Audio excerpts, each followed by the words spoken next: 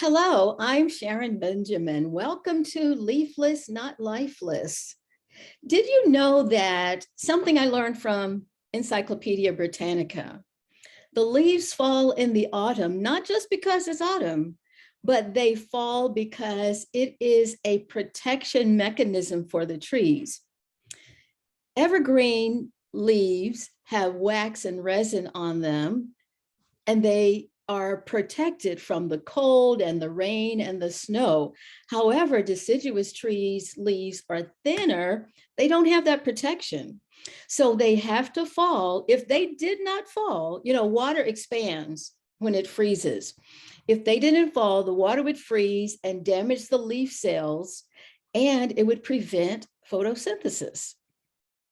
So not only do they help when they fall off the tree, but when they fall and decay, they also give the opportunity for new growth.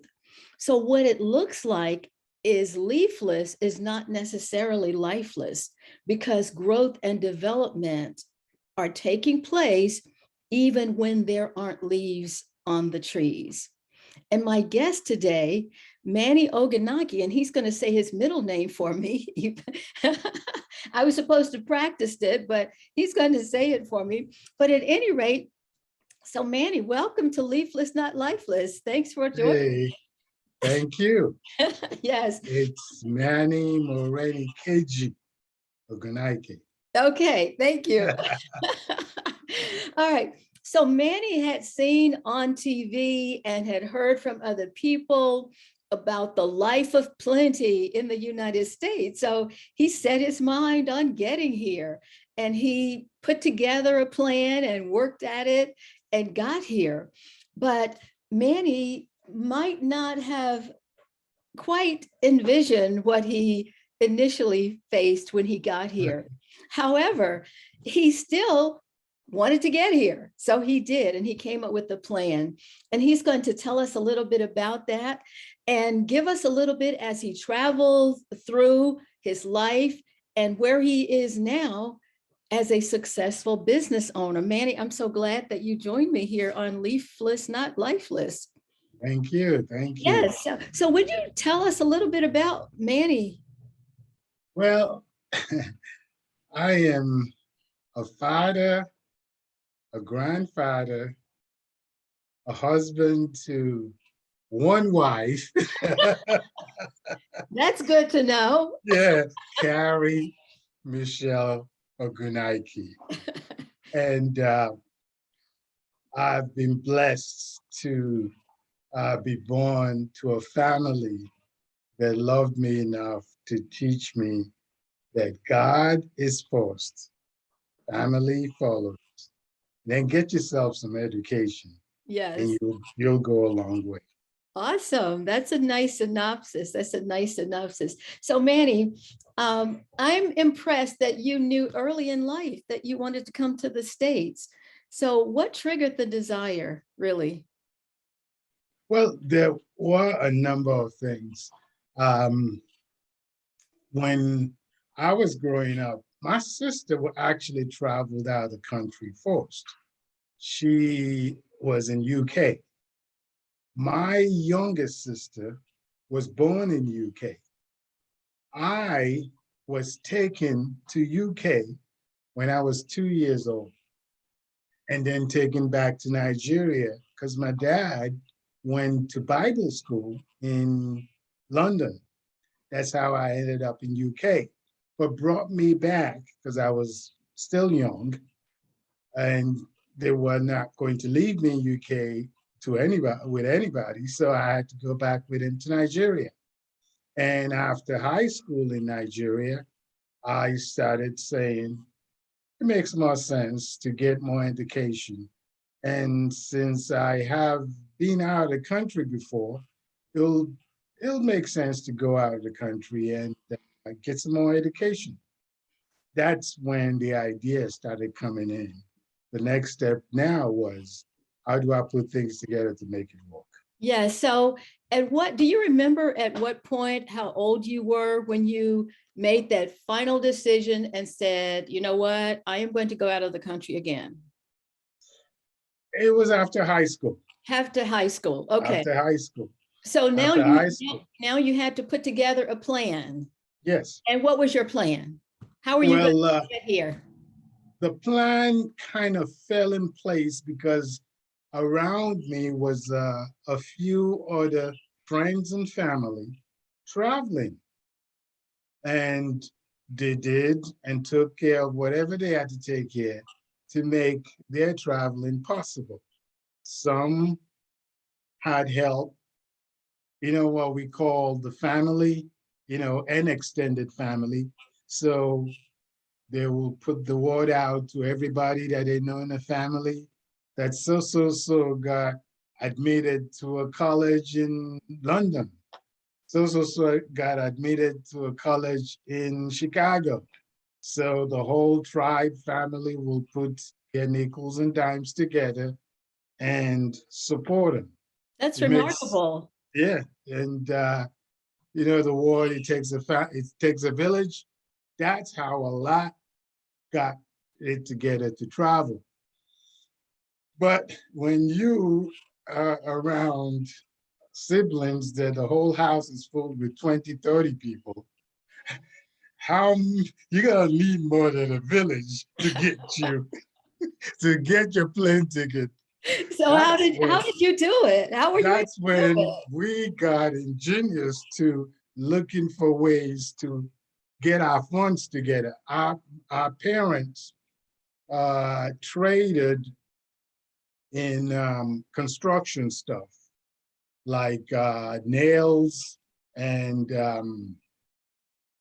woods to do construction. But the nails was one of the biggest one that our parents traded in. And what they will do is they will get it from the nail factories that are putting it together, and they come in sacks, big sacks, bags. And when the people that help them move it into the storage will be moving it, some of those sacks will split open. The nails will be all over the floor. They will call us to come in, gather these nails, here's some new sacks, put them in. While we were doing that, we were wondering, what can we do with all these nails that are piling up that needs to be in sacks? These excess So nails. yeah, excess nails. So we started looking at it like, if we get a couple of sacks put together, we took it to the market. The market is where everybody comes to buy their building materials anyway. So the markets will buy it from us since we don't have that many sacks to sell. So they'll buy it from us rather than buy in wholesale from bigger distributors for Less nickels of and mine, dimes. less, yes. That's how we started putting things together. And after a number of months of doing that, we started seeing that the monies was coming together. You And mentioned you mentioned we. So who was helping you? well, Who was my in? bro, I have a brother in the Maryland area. Yes, We both were doing it together. I And see. we had a brother in UK at that time. Now he was lucky. The village was able to put together some for him. Yes. But you can't go to the village every day. Hey, there's another one's ready to go. Hey, we gotta eat, they'll tell you. But that's how we were able to get our funds together. And between you having something and then going to uncles and saying, well, I got almost all the money. I just need this. Then it was easier to got got up That everything we needed to that buy is a plane ticket. that's quite ingenious. So how long did it take you all to pick up enough nails? I'll say close to a year. I'll say I'm roughly know it's over 6 months. Yeah. Okay. Yeah, but you all were steady in that business. That's awesome. Well, our parents were busy trading in those nails, so they were in and out. I mean, there was a whole storage room for it. Oh, that is And even the ones that was in the storage rooms, you'll still have tons of it, the bags fell apart that needs to be gathered together. So there was plenty of nails. Yes. So Manny, after you got here, Yes. after you had seen on TV and heard stories, how different was it when you got off that plane? Was it anything like what you had envisioned, what people had told you? uh, it it was different, but not totally different because watching TV, one of my our best shows was Soul Train. Okay. Watching TVs, watching movies, you Okay. get a glimpse of what's going on abroad. Yes. Watching the news, watching TV, so you have an idea, but you really get a understanding of the real America when you end up in Newark. So not everything that you saw on TV was exactly what you were seeing in Newark. Okay. So yeah, there was some awakening to, oh well, everything is not shining and big cars, you Yes. know. But Yes. either way, um, there's a stillness put into us that not a whole lot will throw us off when we're determined to do what we set to do. So Manny, how did you survive? And we're going to get to, I see some of those delicious juices sitting there, but how did you survive? And we'll talk about getting to that point, but so it was a few years before you got Yeah, this juice. So how yes. did you survive? Survival was interesting. We ended up with friends, and my brother went to Chicago, and then he was only given 2 weeks to get his act together and find his own place. I was in Newark, and I got a break that was like, you got at least a month or two to get it together. So I was like, listen, I got a month over here. You want to come down here? So he came back from Chicago to meet me here. So it was easier to get out looking for jobs. And I think my first job was a security guard. And it was interesting that since I didn't know that many people, my first job was actually in the Bronx, and I lived in Newark, and I'm like, be on a train for 2 hours to get to the job, and then 2 hours to get back home.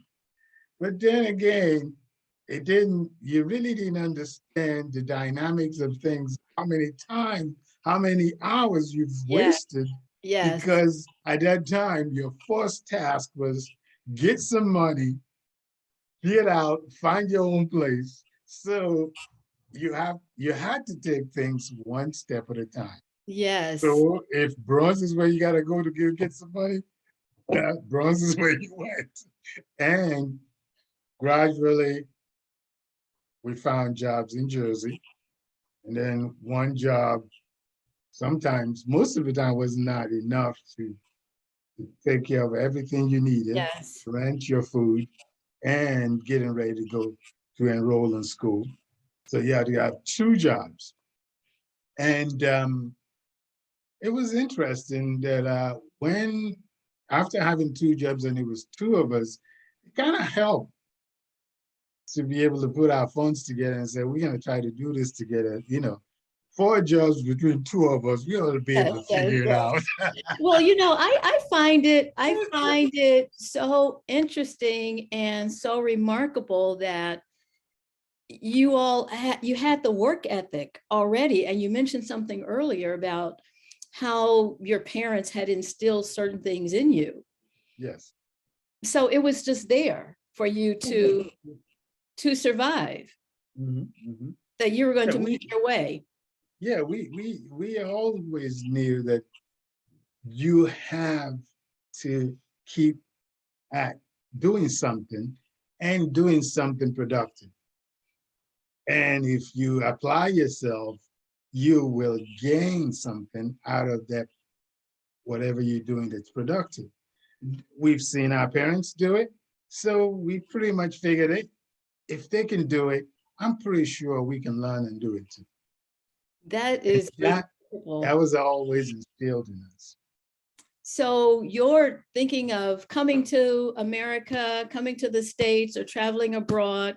There was no apprehension, basically. It was just you were going to go. Oh yeah, oh yeah, oh yeah. I like that. I like that. Yeah. So Manny, after all of these years, you have now started a company, but you had some other businesses before the juice. Tell us a little bit about some of those. Oh yeah. I think I worked for a couple of uh, record distribution companies. Remember those old Woolworths, they called them. Yes, yes. I worked for a company that will get when the records are released, they're the ones that made sure they get to the stores. And part of my job as a salesperson was to make sure we come into the store, merchandise the product, get it on the shelves, set it up. So I will have a roll of Woolworth stores that I will go into, will make sure it's set up, the record department in that store. That's when they had records. Yes, yes. And then they had cassettes. Yes. Man, I've been here for a long Yes, time. you have. That's exactly. Records, That's exactly what I was thinking, Manny. Records, cassettes. And my job was to be part of a team that set it up in the stores and merchandisers so customers can come in and buy it. And also worked with a video company that will get videos from the industries when they make it into a movie, when it's made into videos. And then there was the time before Blockbusters, they had all these moms and pops video stores. Yes. And the company had us as salespeople to get on the phone, talk to this mom and pop stores and tell them, this video is released. You're going to need a couple to rent because that's what they did then, Yes. rent them. So we had chains of those moms and pop stores that we will sell those videos to as the studios and the movie companies make them and send it to this company that redistributed them. What I found out then was most of these moms and pop stores can only take but so many of those videos. Right. Your intention is to find a place like Blockbuster that will buy 100, 200, because they have a whole lot of people coming to rent them. But Yeah. moms and pop stores, they only need about 5 tops. If it's a great movie, maybe 10. Yes. My job is to sell as many of these videos as possible.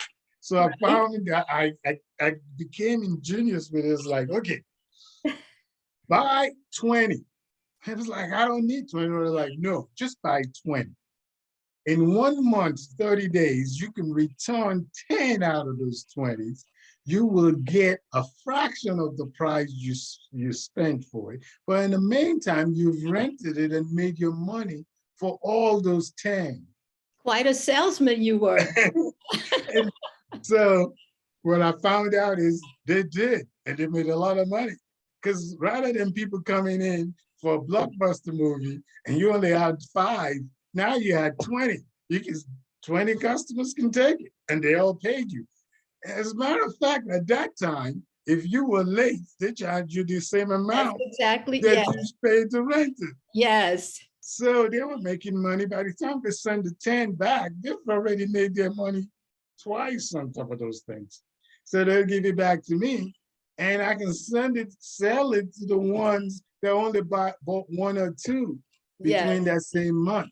Yeah, because the movie's gonna be there forever. Right. So they'll buy it and just add it onto their inventory.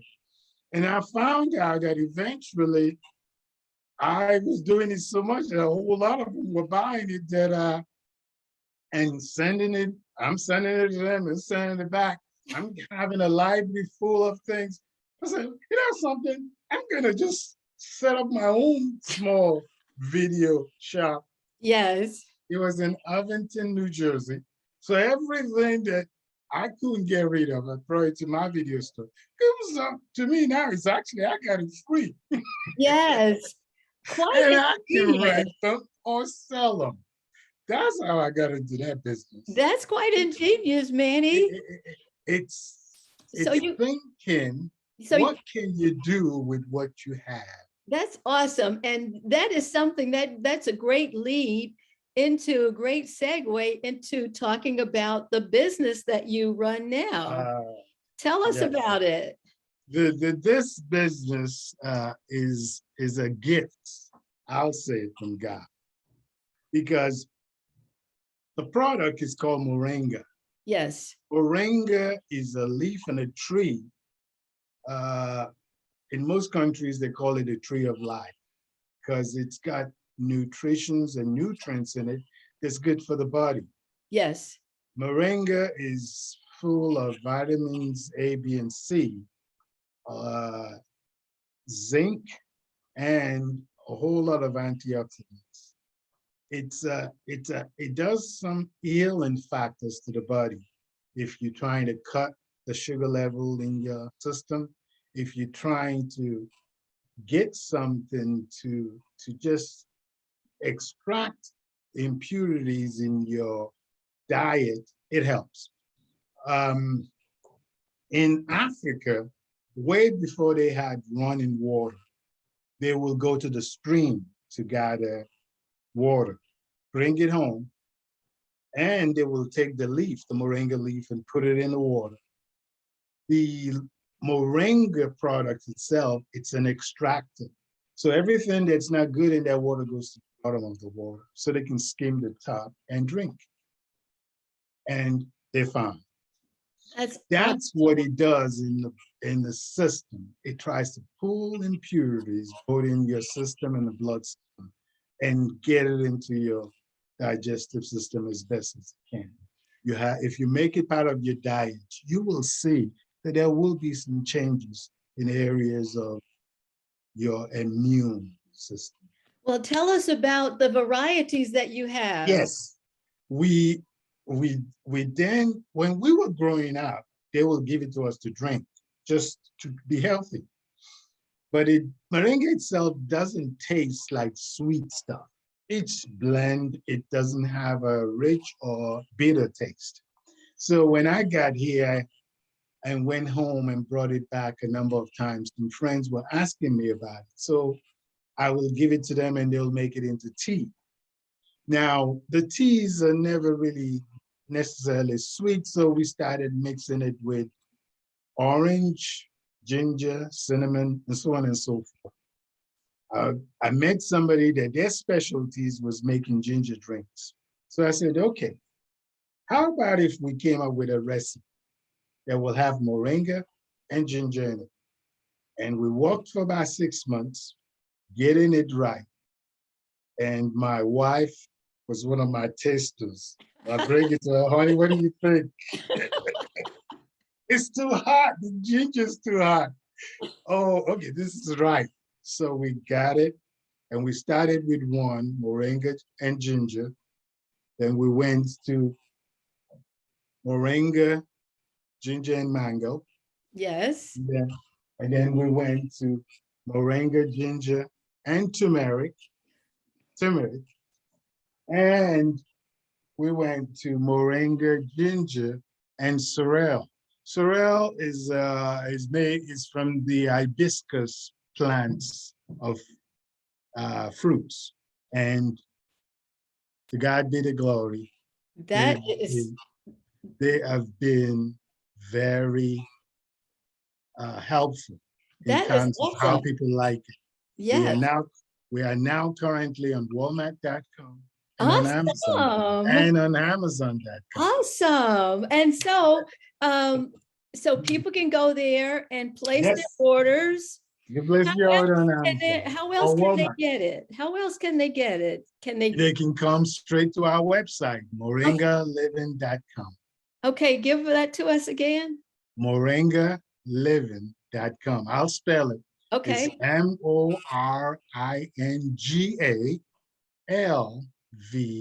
MORINGALVNG. Manny.com. That is remarkable. Manny, your story is so inspiring. I Well, am impressed. I'm inspired. So hopefully maybe I can get up and do something new. well, we always can. And the trick is look at what's in your hand. There you go. That is an awesome end. What's in your hand? Think about what you already have Yes. and grow that. That's awesome, Manny. Thank you so much for Thank you. sharing your leafless, not lifeless story I'm with us. glad we were able to bring a green leaf to Yes. your audience. Yes, I really appreciate that. And thank you to all of you listeners and viewers. Thank you so much for joining me for this episode of Leafless, Not Lifeless. Have you come to a place where you thought maybe you were leafless, but really you were growing and developing? You can let me know about it. Contact me at leaflessnotlifeless@gmail.com. I'd like to hear your story. Maybe you can get on and share your story with us. Again, I'm Sharon Benjamin, Leafless Not Lifeless. Contact me, leaflessnotlifeless@gmail.com. And I'll see you the next time right here on Leafless Not Lifeless. Have a great one.